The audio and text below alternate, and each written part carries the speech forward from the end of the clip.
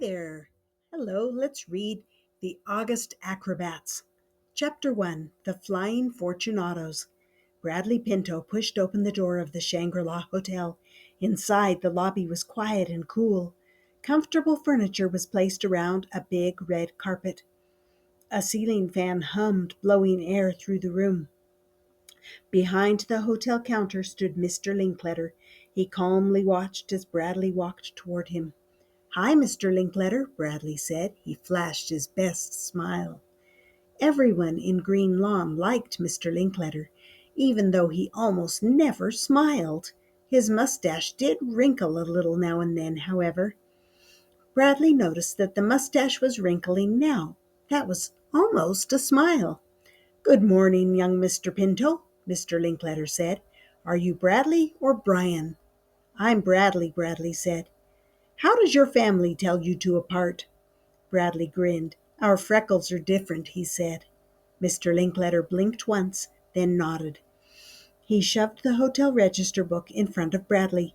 "Checking in?" he asked. "How long will you be staying?" Bradley laughed. "You're joking with me, right?" "I never joke," Mr. Linkletter said. But the mustache moved upward and his kind eyes gleamed. "Why are you here, Mr. Bradley?" Bradley pulled a pile of tickets from his pocket. They were held together with a rubber band. He removed one ticket and showed it to Mr. Linkletter. "Would you like to buy a ticket?" he asked. "They're $2 each." Mr. Linkletter took the ticket and read what was printed on the blue paper. "Who are the Flying Fortunatos?" he asked. "It's like a circus," Bradley explained. "They're acrobats, I think. Anyway, they're coming to town Monday. Brian, Nate, Lucy, and I are selling tickets." Mr. Linkletter's eyebrows moved up toward his hair like two jumping caterpillars. "Why?" he asked Bradley. "Why what?" Bradley asked right back. "Why are you selling tickets for the Flying Fortunatos?" "Oh, see, Brian read in one of his comics that the circus was looking for kids to sell tickets, so he signed us up for 100, Bradley explained. He held up his stack. "We each have to sell 25, he added. "If we sell them all, we get in free. Plus, we get free popcorn and hot dogs. I really like hot dogs." Mr. Linkletter gazed down at Bradley for a moment. Finally, the mustache twitched. "I'll take 4, Mr. Linkletter said, reaching for his wallet. "My 3 nephews will be my guests." "Awesome!" "Thank you," Bradley shouted. He pulled 3 more tickets out and slid them toward Mr. Linkletter. Mr. Linkletter handed Bradley 8 crisp dollar bills. "You're very welcome," he said, slipping the tickets into his suit jacket pocket. "Where will you go next?" Bradley glanced out the window. "The town hall, I guess," he said. "I have this whole section of town." "The town hall is closed on Saturday," Mr. Linkletter said. He leaned over the counter. "Try the senior center. I have a feeling those folks would like to see flying acrobats." His mustache wrinkled. "And they really like hot dogs, too." "Thanks again, Mr. Linkletter," Bradley said. He took his 21 tickets and flew out the door. Chapter 2 The Strange Note. Bradley sold the rest of his tickets at the senior center. His friend Mr. Neater lived there, and he introduced Bradley to each guest. Almost everyone said, "I haven't seen a circus in years." And just like that, Bradley's pockets were stuffed with dollar bills. He was the first one home, too. He found a note on the kitchen table.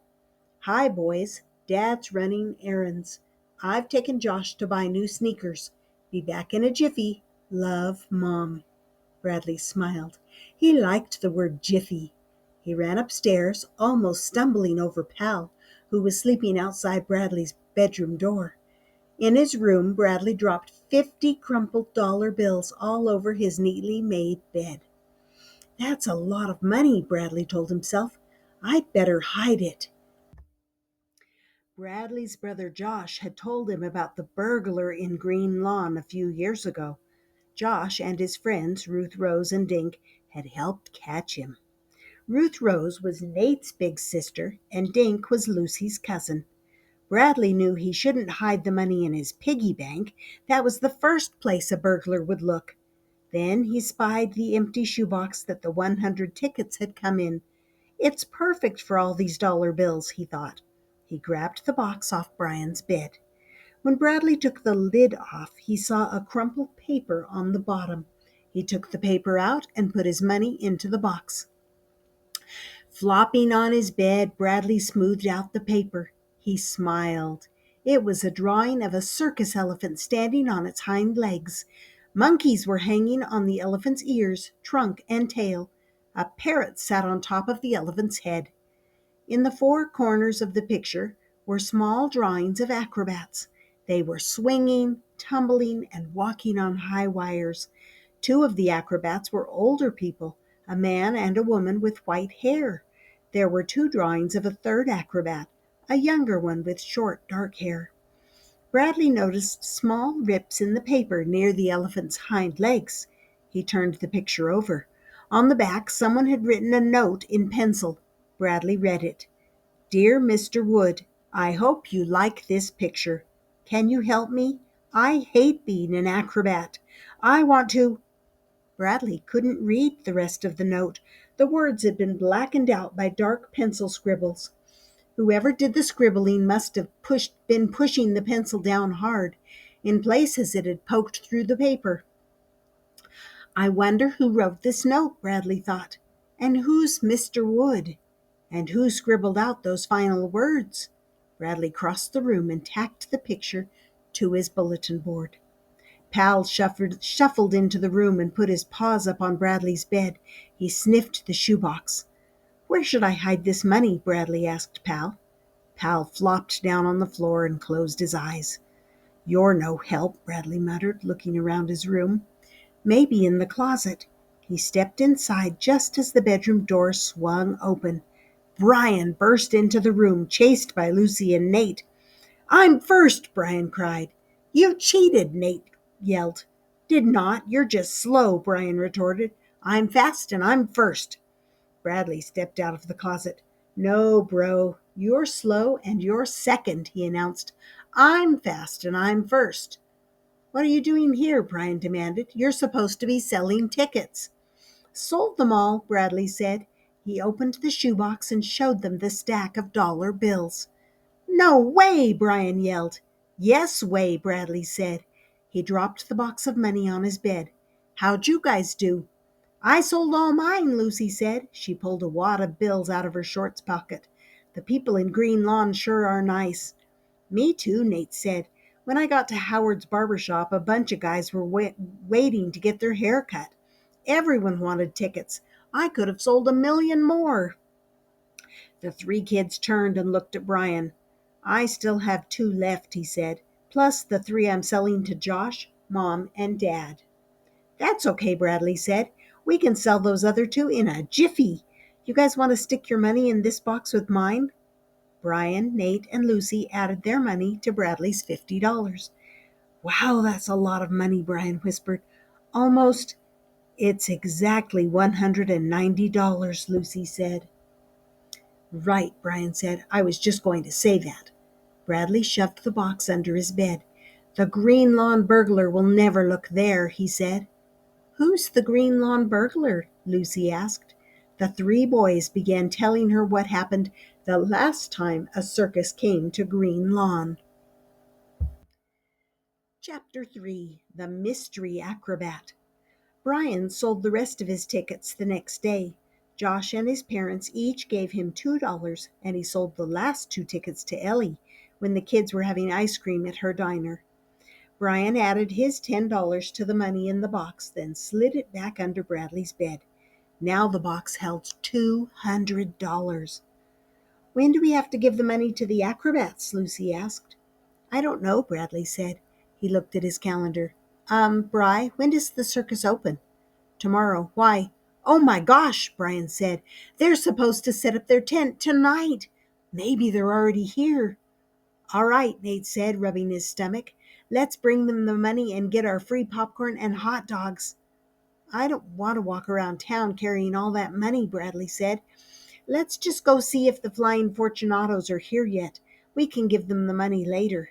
The others agreed, and they took off toward the high school where the circus was going to be. When they passed Nate's house on Woody Street, they waved to his sister. She was in the backyard with Dink and Josh. They cut across Pleasant Street and headed toward the high school playing fields. When they came out of the trees, they stopped. 100 feet in front of them stood a giant tent. The tent leaned to one side as if it wanted to go to sleep. A canvas flap was tied open. It was dim inside, but Bradley could see seats and some kind of pole with wires on it. Across the lawn from the tent, they saw a long trailer with a door and 4 small windows. Narrow steps were under the door. The words, "The Flying Fortunatos," were painted under the row of windows. The paint was so faded that they could hardly read it. Parked near the trailer was an old Volkswagen bus that needed to be washed. The kids didn't see any elephants or tigers, or men being shot out of cannons, or any flying Fortunatos. Bradley felt his stomach drop like a water balloon. "We sold 100 tickets for this?" he thought. "It's a pretty small circus," Lucy said. "It's not a circus," Bradley said. "It's a disaster." "At least they have a tent," Nate said. "Let's look inside." The kids walked around the tent to the open flap. They stepped inside and looked around. Without the sunlight, it was dark. They saw tall poles with a net stretched between them. They heard soft music, the kind that made you dream about faraway places. "There's nobody," Nate started to say. Suddenly, bright lights lit up the space. A figure appeared from the back of the tent and climbed one of the poles. Whoever it was wore silver tights that shimmered under the lights. A silver hood covered the figure's head and eyes. Only the nose and mouth could be seen. At the top of the pole, the silver person unhooked a trapeze swing that had been tied to the pole. With a leap, the figure was sitting on the trapeze bar. Then he or she stood and began swinging back and forth. Down below, the kids stood with their mouths open, watching. Bradley could hardly swallow. Even with the net under the trapeze, it would be a long way to fall. But the figure in silver tights didn't fall. He or she swung, turned flips, and did 100 other tricks on the trapeze. "That's amazing," Nate whispered. "He's like Spider-Man." "How do you know it's a man?" Lucy asked. She gazed up at the trapeze artist. "Sorry, you're right, Lucy," Nate said. "It could be a girl." "She's like a silver waterfall," Lucy said. "Wouldn't you love to be able to do that?" "I don't know," Brian said. "It gives my stomach goosebumps just watching." Suddenly the figure was off the trapeze and down the pole. Without even glancing toward the kids, the acrobat dashed toward the back of the tent. The lights went off, and the kids were standing in the dark again. Chapter 4. The Lousy Acrobat. The kids stepped out of the tent and sat under a big maple tree. They looked at the trailer and old bus. The only things moving were the leaves on the tree. "Shouldn't there be clowns running around?" Nate asked. "Shouldn't there be—" Just then the trailer door opened. A man came out carrying a folding table. He had white hair and a round belly. He set up the table under a tree near the trailer. Then he went back and held the door open. A teenage boy wearing gym shorts and a t-shirt stepped down. He was lugging some lawn chairs which he placed around the table. Behind him, a woman with gray hair came out with a tray of food. "You think those are the Flying Fortunatos?" Nate whispered. Brian giggled. Bradley remembered the picture he'd found in the shoebox. In the corners there had been little drawings of acrobats doing stunts. Were these the same people? "Should we go meet them?" Lucy asked. "No," Brian said. "Let's watch them a little. I want to make sure this circus is for real before they ask us for that money." The couple sat down. The man said something to the boy, but he shook his head. The door of the old bus opened, and a teenage girl came out. Her spiky dark hair made her look as if she'd just gotten out of bed. She ran over to the others and sat down. The boy turned and marched away. "He's headed for the tent," Nate said. The boy had his head down. He seemed to be talking to himself, and he didn't look happy. And he never noticed the kids sitting under the tree. They watched the boy stomp through the open flap and disappear inside the tent. "Now what?" Nate asked. "This is very weird." A few seconds later, the boy appeared back outside the tent. He looked around as if he thought someone was spying on him. Then he unhitched a cord on the tent, stepped inside, and tugged the flap over the opening. "That kid looked kind of sneaky," Bradley said, "like he didn't want anyone to see him." "I like sneaky," Nate said. "Let's go see what he's doing." "Yeah," Brian agreed. The kids moved toward the tent. "I don't know," Lucy said. "It feels like we're doing something wrong." "We sold their tickets, remember?" Brian said. "We need to know what's going on around here." They crouched down and scurried toward the closed flap. Bradley felt as if he were in a spy movie. He glanced over his shoulder toward the trailer. He couldn't see the Fortunatos, if that's who they were, so he figured they couldn't see him. Bradley knelt where the flap closed and raised the canvas until he could see inside. The lights came on, making Bradley jump backward. Brian, Nate, and Lucy wriggled around Bradley so they could see through the tent flap. This time Bradley noticed two big cages. One of them had a sign that said, "Danger, ferocious lion." The other one was longer and flatter than the lion cage. Its sign said, "Annie, the world's longest anaconda." "There's a lion in there," Nate squeaked in Bradley's ear. "Why isn't it roaring or something?" Brian asked in Bradley's other ear. Just then the teenage boy stepped out from behind the lion cage. He shinnied up one of the poles, and before Bradley could even blink, the kid was walking across the high wire. Bradley thought the kid looked scared up there. The boy took a step, then began waving his arms. He lost his balance and fell into the net. Then he went back to a mat and started doing backflips. At least he tried to do backflips, but he kept falling onto the mat. Next, he went to the trapeze rings and pulled himself up, but his legs were kicking and he couldn't do a single stunt. He dropped from the rings and stood there with a sad look on his face. He bent over, picked up a fistful of sawdust and threw it at the rings. Then he ran for the exit, straight toward the four kids. They jumped away from the flap, but the boy didn't notice them as he bolted out of the tent. Bradley saw the boy's face clearly as he dashed past. The teenager's mouth was set in a grimace, and tears were streaming down his cheeks. Chapter 5. Four Little Spies. The kids watched the boy run to the old bus. He yanked open the door, jumped inside, and slammed the door behind him. "What's going on?" Nate asked. "He looks mad at somebody." "He was crying," Bradley said. "Yeah, because he's a lousy acrobat," Brian said. "The other one in the silver costume was awesome." "Maybe the kid is just jealous," Nate suggested. "Four little spies," a deep voice growled from behind the kids. "Maud, let's throw them in the lion's cage." The four little kids jumped like kangaroos. "No, Basilio, let's feed them to the snake," a woman's voice said. "Our anaconda hasn't eaten a child in weeks." Bradley nearly swallowed his tongue. Brian, Nate, and Lucy froze and stared at the man and woman. We, we, we, Bradley couldn't make his mouth say anything. "Well, speak up," the man barked. "Lion or snake, your choice." "I have a better idea, Papa," another voice said. It was the girl. She appeared from behind the woman. "Do you guys like cookies?" the teenager asked the kids. She was smiling, and her hair was neatly brushed in place. "We love cookies," Nate said, finally finding his voice. "Oh, heck, Maud," the man said to his wife. "I never get to have any fun." Then he grinned at the kids. "Just teasing," he said. "Since Hannah won't let me feed you to the wild animals, we we might as well feed you some of Mama Maud's outstanding cookies. Come along."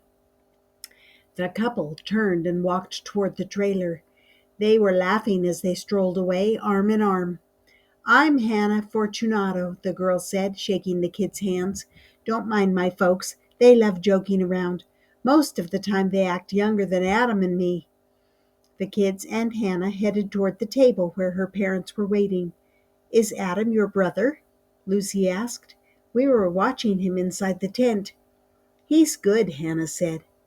Good, Bradley thought. He's terrible. My parents taught him, Hannah said. They were the best once. Bradley remembered the picture that he'd hung on his bulletin board. Do you do acrobatics too? He asked Hannah. Me?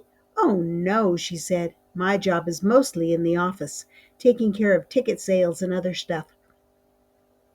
When they reached the table, Hannah's father stood up. He reached out a hand the size of a catcher's mitt. I am Basilio Fortunato, he boomed. And who are you? The kids all shook Basilio Fortunato's big hand. We're Brian and Bradley Pinto, Brian piped up. We sold tickets for you. Are you twins? Maud asked the boys. Yep, Brian said. I'm 2 minutes older than Bradley. Hannah and Adam are twins too, Maud said. And I'm Nate Hathaway, and this is Lucy Armstrong, Nate added. We sold tickets too. Wonderful, Maud said. Sit and have cookies. They have nuts. Are you allergic? The kids all shook their heads and reached for the plate of cookies. They sat on the grass as Hannah poured glasses of lemonade. Do you really have a lion and an anaconda? Nate asked. Basilio sighed and rubbed his forehead. We used to, he said, and a horse named Roger. We had a real circus a few years ago. But now we have Adam, our son, who is the world's greatest acrobat, Maud interrupted. Bradley thought about Adam in the tent a few minutes ago. If he was their acrobat, this circus was worse off than he'd thought. Adam couldn't be the amazing acrobat in the silver costume. You guys talking about me? A new voice asked. Adam Fortunato joined the group. His hair was combed and he wore a fresh t-shirt. Hope you left me some cookies, Mom. Bradley looked at Adam. He seemed happy as he gobbled half a cookie in one gulp. Then why was he crying 10 minutes ago? What happened to the lion and anaconda? Brian asked. We saw the cages in the tent. Had to sell 'em, Basilio muttered.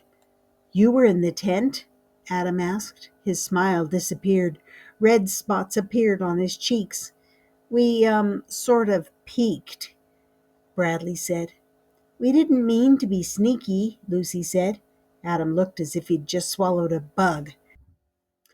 Lighten up, Adam, Hannah said. These kids just sold a whole bunch of tickets for us. Great, Adam said. He lurched away toward the old bus. Hannah looked at the kids. Don't mind Adam, she said. He's just not. Then she shook her head and smiled at the kids. So did you sell all 100? Yep, Nate said. It was a snap. We could have sold more. Super, Hannah said. Can you come back after dinner tonight? We're going to have a quick rehearsal before we open tomorrow. Sure we can come, Brian said. Come around 7, okay? Hannah said. You can see Adam perform, and Peter, too. Who's Peter? Bradley asked. Peter is our parrot, Hannah's father said proudly. He talks, he dances, he does tricks. Peter is very cute, Maud said. And we have Clumsy, the world's funniest clown. I love clowns, Lucy said. Maud gave Hannah a hug. We love her too, she said. Hannah is a wonderful clown. Who else is in your show? Bradley asked, thinking of the silver acrobat. No one else, said Hannah. Now, we must excuse ourselves, Basilio said. See you at 7. The couple walked toward the tent. See you kids later, Hannah said as she headed toward the bus. The kids started walking away from the high school grounds. Boy, we messed up, Brian said. This isn't a circus at all. Yeah, and we sold all those tickets, Nate said. Everyone in town is going to be mad at us. Maybe we can help them, Lucy said. They need a lot more than our help, Bradley said. All they have is a parrot and Hannah pretending to be a clown. How can they call themselves the Flying Fortunatos when they don't even have an acrobat? Adam is lousy. But the person in the silver costume wasn't lousy, Lucy said. So why didn't anyone mention that acrobat? Who was it? Brian asked. Maybe it was Adam, Nate said. Dude, we saw Adam, and he stinks as an acrobat, Brian said. Nate giggled. Maybe it was Peter the parrot. Everyone just looked at Nate. I wonder where the silver acrobat went, Bradley said. And what was he doing in the Fortunato's tent if he isn't a Fortunato? Brian said. We can help the Fortunatos if we can find that acrobat, Lucy said. But we don't know who it is, Nate said. He just disappeared out the back of the tent, and most of his face was covered. People can't disappear, Lucy said. We have to find the mystery acrobat by tomorrow. Chapter 6. The Hairy Clue. How are we going to find him? Brian asked. He could be anywhere. I have one idea. Lucy turned and pointed at the tent. The silver acrobat left through the back of the tent, right? Right, Bradley said. Lucy turned again and pointed toward Main Street. So maybe he went to town, she added. Yeah, Bradley said. We can ask if anyone saw him. So we're supposed to just ask everyone if they've seen some dude in silver tights? Brian asked with a big grin. Why not? Asked Bradley. Yeah, why not? Repeated Nate. We have to try, Lucy said. He or she could save the circus. Ha, Brian said. Lucy is right, Bradley said. Where should we start? They cut through Center Park and walked past Swan Pond. 2 minutes later, they were on Main Street. Where would you go if you were an acrobat in silver tights? Lucy asked. I'd go home and change, Nate said. I'd go to the fitness center and hide, Brian said. Bradley laughed. I'd go to Ellie's diner for ice cream, he said. Me too, Lucy said. The kids headed for Ellie's and the crowded through the glass door. Ellie was making banana splits for 4 teenagers sitting in a booth. Bradley, Brian, and Nate sat at the counter and watched Ellie squirt whipped cream on top of the sundaes. Lucy marched up to the booth. Have you guys seen someone in silver tights? She asked the 4 teenagers. Boy or girl? One of the boys asked Lucy. We don't know, Lucy said. The teenagers looked at each other. Nope, we haven't seen anyone in tights since we saw the Spider-Man movie. Lucy joined the boys at the counter. I haven't either, Ellie said. Who is it? That's what we're trying to find out, Bradley said. He and the other kids explained about the circus and the masked acrobat. Wow, said Ellie. I hope you find him or her, and if they need help tomorrow, let me know. I have a popcorn maker in my basement. The kids thanked Ellie and headed next door to the fitness center. Bradley stopped at the desk. Excuse me, he said to the man working there. We're looking for someone in silver tights who might have come in a little while ago. Did you look in the gym? The man asked. Lots of people wearing tights in there. He pointed to a large window. Inside the gym, the kids saw people lifting weights, doing stretches, and walking on treadmills. Some of them wore workout tights. A couple of the outfits were silver, but none looked like the costume the acrobat was wearing. The kids left the fitness center and walked down Main Street. They asked Mrs. Wong in the pet shop. They stopped in the bookstore. They questioned an attendant at the gas station. No one saw a silver acrobat, Bradley said in front of the bookstore. Maybe the acrobat turned himself invisible, Nate said. Brian poked Nate. Maybe I'll turn you invisible, he said. Bradley noticed Howard standing outside the window of his barber shop. Next to him was a sign that said, Special Sunday hours 3 to 5. Let's go ask Howard, Bradley said. The other kids followed Bradley to the barber shop. Did you 4 sell all your tickets? Howard asked. Yes, we did, Brian said, but we have a problem. Tell me, Howard said. I love to listen to people's problems. Just then a man wearing a baseball cap rushed up to Howard. Got time to cut my hair? The man asked. Howard looked through his window at the wall clock. It's almost 5, so it'll have to be a fast one, he said. Take off your hat. The man yanked off his cap. His bushy hair was standing up in all directions. Howard laughed. "You have a bad case of hat hair," he said, "but I'll take care of that. Go inside and have a seat." The man walked into Howard's shop. Bradley noticed Lucy watching him. He was trying to smooth down his spiky hair. "Sorry," Howard said to the kids, "I'm all ears." The kids explained about the circus and the acrobat who had vanished. "We don't know who it is," Nate said, "but all the people who bought tickets would love the act." "Gee, I wish I could help," Howard said. "Say, maybe I can. My wife is a great face painter. I'll ask if she wants to join in." Then he rushed into his barber shop to his customer. "I just had an idea," Brian said. "Ellie said she'd make popcorn. Howard's wife can paint faces. Maybe we can get other people in town to do stuff for the circus. Maybe we don't even need to find the masked acrobat." "Or maybe we've already found her," Bradley said. He turned to Lucy. "You know who it is, don't you?" Lucy grinned.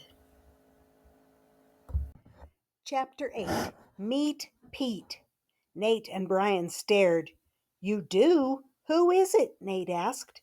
Bradley looked through Howard's window at the clock. "We have to go," he said. "If we don't get home and eat dinner, we won't be able to go back and see the rehearsal." The kids hurried up Main Street. They took Silver Circle to Woody Street, where both Nate and Lucy lived. They stopped in front of Nate's house. "Let's meet here at 10 to 7, Bradley said. "But you didn't tell us who the acrobat is," Nate said. "We'll tell you then," Bradley said. "Come on, Brian, I'll race you home." The twins dashed through Nate's yard and ran to their house on Farm Lane. An hour and a half later, Bradley, Brian, and Lucy were standing in front of Nate's house. Nate burst through his front door eating a cookie. He carried more cookies in a paper napkin. "Are you planning to share?" Brian asked, eyeing the cookies. "Duh, that's why I brought 3, Nate said. "One for each of you. Ruth Rose and I made them, but they're good anyway." "Thanks, Nate. You're great," Lucy said. "I know I am," Nate said. "Okay, you two, spill the beans. Tell us who you think the acrobat is." "Let's get going," Bradley said. "I'll tell you on the way." The kids walked and munched. "Remember that guy who asked Howard for a haircut?" Bradley asked as they reached the high school grounds. "Yeah, he had serious hat hair," Nate said. "Right," Bradley said. "His hair reminded me—" Bradley stopped when he saw Adam and Hannah sitting on the bus's bumper. It looked as if something was wrong. "Hi," Lucy said. "Hi yourself," Hannah said. She wiped some tears off her cheeks. Then she smiled. "We're the crying Fortunatos today." Adam giggled. "Better than the dying Fortunatos," he said. Both teenagers laughed. What's going on?" Brian asked. "Should we tell them?" Adam asked his sister. "Sure, why not?" she said, wiping her eyes on her sleeve. "They sold tickets for us." Adam stood up and opened the sliding door of the bus. "Come on in," he said. The kids climbed inside the bus and looked around the cozy apartment. There was a bed, a small table with a lamp on it, and a rug on the floor. In one corner an old gray parrot sat on a perch. He tilted his head and stared at the newcomers with his shiny black eyes. "Peter the parrot," he croaked. Bradley laughed. "Does he say anything else?" he asked. Adam scratched the parrot's chest with his finger. "He used to, but now it's just those 3 words," he said. "We've tried to teach him more, but he pretends he doesn't hear us. Right, Pete?" "Peter the parrot," Peter squawked. Bradley noticed that every inch of wall space held a painting or a drawing. Some of them showed circus stuff like clowns and lions and elephants doing tricks. Bradley realized that the picture he'd found in the shoebox was done by the same artist. He looked at the signature on the bottom of each picture. Adam. One whole wall held pictures of a trapeze artist. An acrobat in silver tights was flying through the air, or swinging from a trapeze bar, or doing flips. Like the others, these pictures were signed by Adam. Lucy put her finger on the figure wearing the silver costume. "This is you, right?" she asked Hannah. Chapter 8. Lucy's Idea. Hannah blushed. "How did you know?" she asked. "We saw you yesterday on the trapeze," Lucy said. "I thought you were wonderful." "Why, thank you, Lucy," Hannah said. "But I was in my costume, so how did you know it was me?" "That's what I want to know," Brian said. Bradley told Hannah and Adam about the man at Howard's barber shop, the one with the messy hair. "It reminded me of Hannah's the first time we saw her," he said. "That was like 5 minutes after we watched the mystery acrobat in the tent." "I remember," Nate said. "Hannah's hair was all spiky. After I saw that guy at Howard's, I thought maybe Hannah's hair was all weird because she'd just pulled off that hood of her silver costume," Bradley went on. "Later her hair was all neat." "Our folks don't know," Adam said. "We haven't told them how good Hannah is on the high wire and trapeze." "But why not?" Bradley asked. "She's awesome." Adam sighed. "The folks want to keep the Flying Fortunatos together, but the circus is falling apart," he said. "They're getting old, and they have no money." "Even if I performed, we still wouldn't have a circus," Hannah said. She looked at her brother.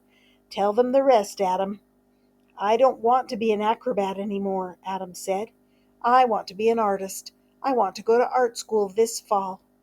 "But your parents," Bradley started to say. "They don't know that either," Adam said. "They're going to be crushed when we tell them." Bradley remembered the note. "Who's Mr. Wood?" he asked Adam. "How did you hear about him?" Adam asked. Bradley told him about the picture he'd found in the shoebox. "You wrote the note, right?" Adam nodded. "Lawson Wood is a great artist," he explained. "I want to do what he does. I was writing him a letter and then I threw it away." Adam looked at his sister. "Your turn," he said. "I don't want to be an acrobat either," Hannah said. "I want to open a school to teach acrobatics." "But the folks would have a fit. They keep thinking they can save the circus." "She's a natural," Adam said. "She could totally teach other people. I think she's part bird or something." Hannah grinned. "You're the one who's part bird," she said. Turning to the kids, she added, "Adam Fortunato is the best acrobat I've ever seen. Our parents taught him. Now he's even better than they were. He's been teaching me for 10 years." Bradley remembered Adam's performance earlier. We saw you in the tent," he said. "You didn't look much like an acrobat." "Oh, I was just practicing how I was going to fool my parents," Adam said. "If I was going to pretend I was a klutz, that I couldn't do it anymore, so they'd let me out of the show." "What are you guys going to do?" Nate asked. Adam shrugged. Hannah shook her head. "I have an idea," Lucy said. Adam and Hannah looked at Lucy. "Tell us," Hannah said. "Tell your parents that they can be part of the audience tomorrow night," Lucy said. Chapter 9. I Can Fly.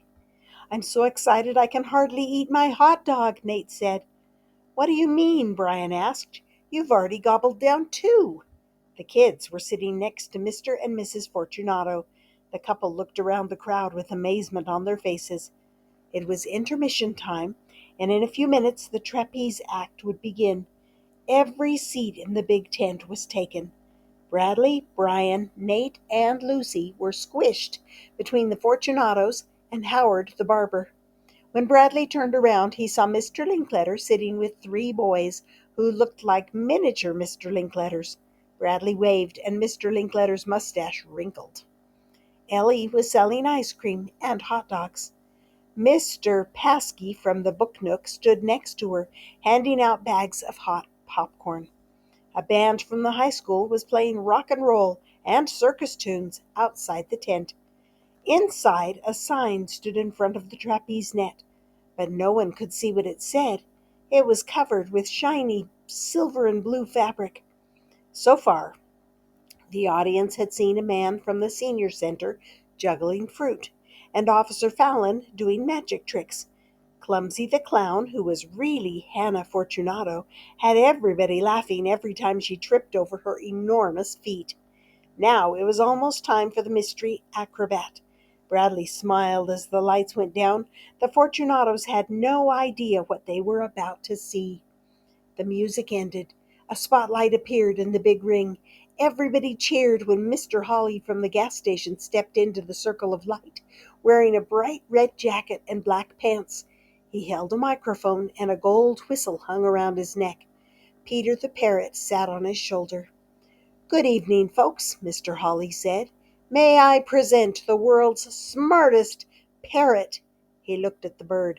"Tell everyone your name, please." "Peter the parrot," Peter squawked. Everyone cheered and whistled. "Very good, Peter. Now tell everyone the name of the President of the United States," Mr. Holly said. "Peter the parrot." "And who is the Vice President, Peter?" Mr. Holly asked. "Peter the parrot."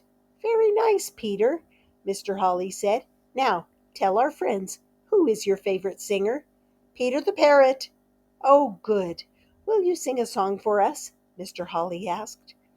Peter didn't say anything. He just tucked his head under one wing. The audience clapped and whistled. "Now for our special surprise," Mr. Holly said. "Surprise?" Bradley heard Maud Fortunato ask her husband. Mr. Holly looked up into the audience right at Mr. and Mrs. Fortunato. "This next act is dedicated to the Fortunatos by their son Adam and their daughter Hannah." The spotlight shone on the high wire. Maud Fortunato gasped when she saw the figure in silver tights and a mask balancing on the wire. "When did Adam get a new costume?" Maud asked her husband. "I just made him the blue one last month." "Shh," her husband said. Bradley smiled. It was Hannah, not Adam, on the high wire, and she looked great. Only her nose and mouth showed beneath her mask. The silver acrobat walked across the wire, perfectly balanced. The spotlight followed her. When Hannah reached the other side, she tied a blindfold around her eyes. Then she walked back onto the wire. In the center of the wire, she flipped upside down into a handstand. The four kids said, "Ooh!" Then they started clapping and whistling. Maud whispered, "I can't look. Adam has never done this before." Hannah flipped again and was on her feet. Suddenly another acrobat walked to the middle of the wire. This one was dressed in a shiny dark blue costume and also wore a mask. The two acrobats joined hands. "That's Adam," Maud said. "I made that costume for him. But who's the other one?" "I think I know," her husband said. Adam bent one leg and Hannah stepped onto his knee, still holding his hand. Then she gripped his shoulders and flipped upside down. Before anyone could blink, Hannah's head was balancing on top of Adam's. His arms were raised and Hannah held both of his hands. Then, in a flash, Hannah flipped down to the wire. Adam unhitched the trapeze and held it as Hannah climbed onto the bar. Adam pushed the trapeze and Hannah floated out above the audience. For the next 5 minutes it seemed as if the entire audience was holding its breath. Hannah dipped, soared, flipped, and swung like a silver bird. Bradley snuck a look at Hannah's parents. They had tears in their eyes. When Adam and Hannah flipped down into the net, then onto the ground, everyone jumped to their feet to clap and yell. Mr. Holly came out and blew his whistle. When the audience quieted down, he handed the microphone to Adam. Adam and Hannah pulled off their masks. "Hi, Mom and Dad," Adam said, smiling up at his parents. "So now you know who the real Flying Fortunato is, right?" Everyone cheered. "But Hannah has another surprise for you," Adam went on. The twins each took a corner of the fabric over the sign, then ripped it off. There on the sign was Adam's most stunning painting yet. It showed Hannah in her silver costume, swinging on the trapeze. The words read, "The Flying Fortunatos School of Acrobatics." Adam handed the mic to his sister. "I'll need to hire some teachers," Hannah said. "I hope my first two teachers will be Basilio and Maud Fortunato." Her father stood up. "We would be honored, darling." "And Adam," Maud exclaimed, "your painting is just as amazing as your performance." "Well," Adam began, "about that." Hurry up, you slowpokes, Brian said. We can't be late for our first class with Hannah. The four kids ran toward the tent. Inside, Bradley, Brian, Nate, and Lucy saw a lot of their school friends. Every kid was wearing a t-shirt with a picture of Hannah in her silver costume. Beneath the picture were the words, "I can fly." Basilio handed the kids their new shirts. They pulled them on over the shirts they were wearing. "Okay, everyone have a seat on the bleachers," Hannah called out. The kids all took seats. Bradley felt a flutter in his stomach. Was he really going to learn how to walk on the high wire or swing on a trapeze? Adam was there helping his sister start her school. After counting the kids, he said, "We signed up 20 for this class, but only 19 are here. Who's missing?" "That would be me," a deep voice said. They all turned and looked toward the tent's open flap. Mr. Linkletter walked through. He was wearing high-top sneakers, gym shorts, and a purple t-shirt. "I've always wanted to be a circus performer," he said. "You can sit next to me, Mr. Linkletter," Bradley said. He scooted over on the bleacher seat. "Thank you, young Mr. Pinto," Mr. Linkletter said. Bradley grinned. Mr. Linkletter's mustache was definitely wrinkling. And that was August Acrobats. I hope you enjoyed it and that you'll come back later, and we'll see you next time here on Stories with Grandma.